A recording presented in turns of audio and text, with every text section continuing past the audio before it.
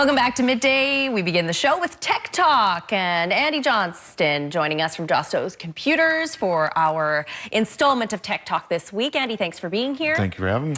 We're talking computers, of course, with you as always, but more so today about browsing. When you're browsing the internet, sort of the do's, the don'ts. Just take us through that. Exactly. So the first thing I'll kind of talk about is web browser use. I get that a lot of term, and I kind of use analogy of the internet is a highway, and you use different web browsers to drive that highway. Right. So like Google Chrome, Mozilla Firefox, and Internet Explorer and the Edge are about the top 4 ones that people use.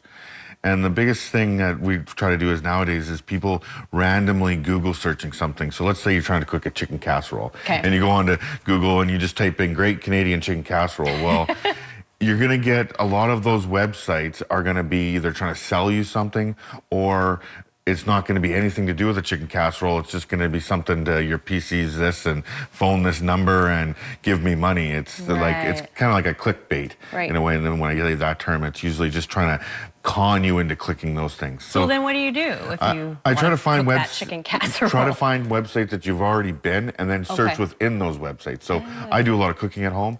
So I use YouTube. I go to YouTube, I type in Great Chicken Casserole, and then I get somebody cooking it. I get the recipe, and I know it's legit. Like I know you're never gonna get a bug from YouTube. Oh, okay. So those kind of things, and especially with like reading the news, like you can go to different websites that you know, like Kamloops This Week, CFJC, CNN, BBC, those kind of things, and get your news from there. Don't just randomly Google on things, like, because that's where you get into these clickbait scenarios. Facebook is another good one to remember. Facebook is safe, but there's a lot of things that aren't safe on Facebook, like when somebody posts like top 10 ways to make $10,000 a week. Well, if it's too good to be true, it's usually a clickbait thing where they just want you to click on the website and it's gonna either sell you something or it's not what they said it is. So just be careful. And when you click on something, you'll actually see the body of the email or the thing. So if it says something that, like, you're trying to do chicken casserole and it actually says scam or something like that, you shouldn't click on it. So be careful. If you're Googling something, then you're saying, don't Google, best chicken casserole, whatever. Try to find How do you use Google then? Well, it's good for surfing local businesses. If you're trying to find like HP's website, for instance, if you just Google it, the first page can be nothing to do with HP. It just says HP support, and that's where you get into trouble. I've noticed that actually, now that you say that.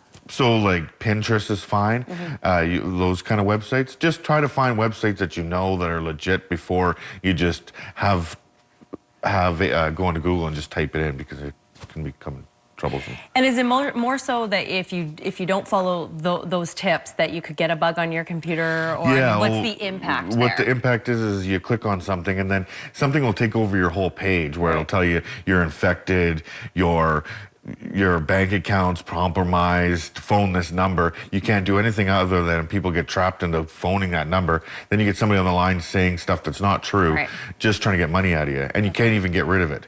And if that ever happens, the best thing that I tell people to do is just pull the plug on the computer, shut it off, walk away for 5 minutes, turn it back on, and if it's gone, then it was just a pop-up trying to trick you. But if it comes back, that's when, then you got to bring it to me. It's too late. It's kind of something that a tech guy's got to repair. Okay, I think we have quickly here, Andy, we just got about 30 seconds left. I just want to ask you, you mentioned some of the web browsers, Google Chrome, Internet Explorer, that sort of thing, Firefox. Is there a better one? No, you should have always 2 of them, because you'll find a lot of times where, like Google Chrome, you'll try to go to a website and it just looks funny.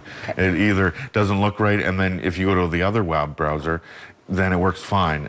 Sometimes that's a hit and miss, just because everybody's creating websites that could be different. So good. It's good to have 2. All right, thanks, Andy. So knowledgeable as always. JostoComputers.com for more information. Phone number there on the bottom of the screen. We're back in a couple of minutes to talk homes for the holidays. Stay with us.